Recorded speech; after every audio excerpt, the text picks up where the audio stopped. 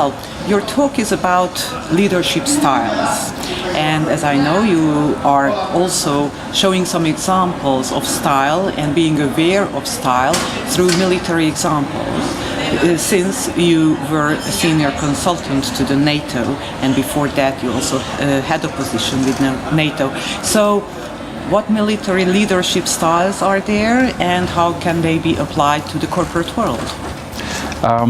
Military leadership styles are very recognizable because a military leader is a very public person, at least to his command, and his style is what will identify him within his command.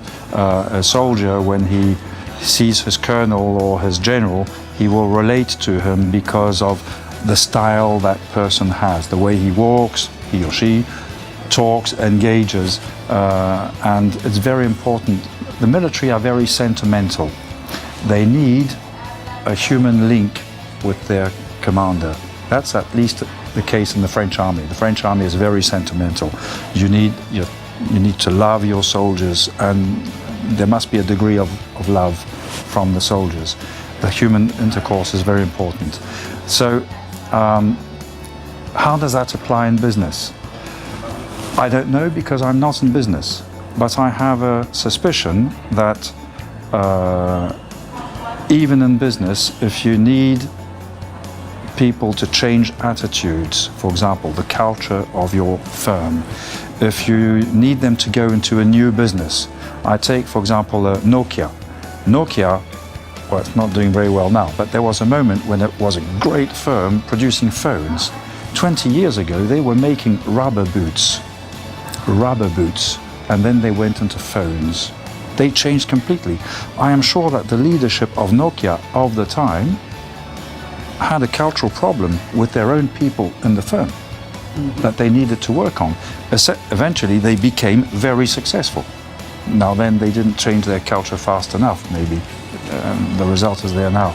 So even in business, and I'm not talking of experience, even in business, I'm convinced that leadership needs to be identifiable by their people, and they need a degree of adherence from their people.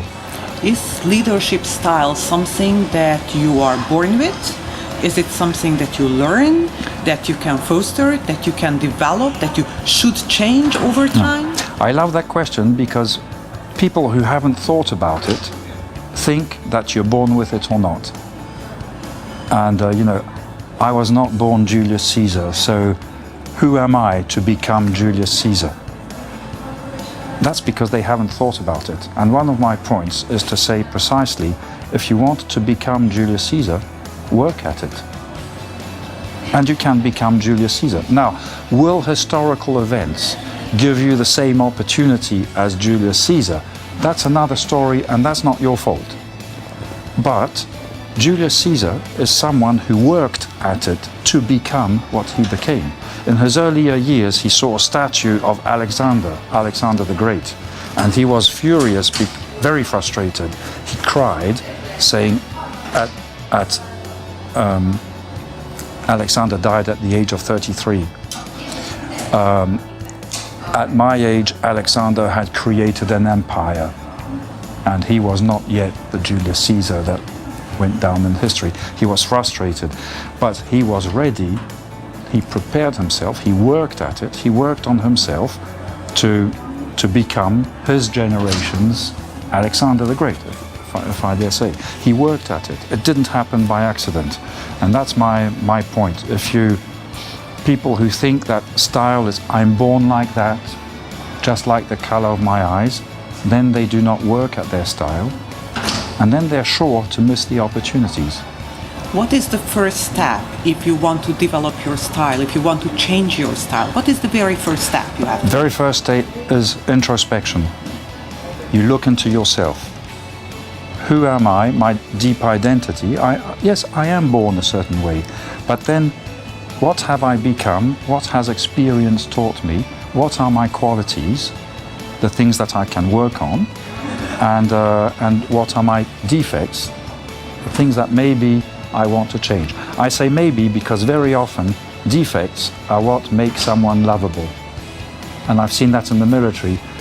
Perfection, no one loves perfection. People admire perfection, but they are afraid of perfection. So if you want to be loved by your, for me, soldiers, but I suspect in business, don't be perfect. Have imperfections, you know, they've got to be legal, okay? I drink, I smoke, you know, all my major defects are legal. But other than that, it's not perfection, it's authenticity. To be authentic, start by knowing who you are. Maybe this is the point which will make us different from machines, right? That we are not perfect, Exactly. that we are still lovable because we are human and we still have some faults. Now, taking the idea further, can we go to the extreme and state that anyone can be developed to be Julius Caesar? No. No, because I mean, humanity is so diverse. Some people can become Julius Caesar if they work at it.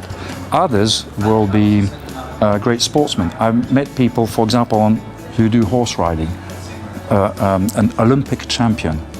An Olympic champion in horse riding will not necessarily, even if he works at it, become a great general to command in battle. For the same reason, even by working at it, he will not replace Salvador Dali or Picasso. So each one has his talents to start with. That is true. In that respect, you start with, some people are more artistically minded, some are more focused on sports. So you develop your initial talents. So not everyone can become Julius Caesar. But for someone who could conceivably become Julius Caesar, he will never become Julius Caesar if he doesn't work at it.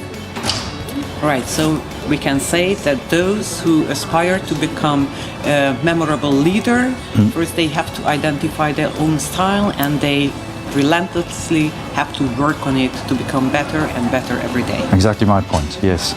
Thank you very much for Well, thank you. discussion. Thank you very much. Lovely.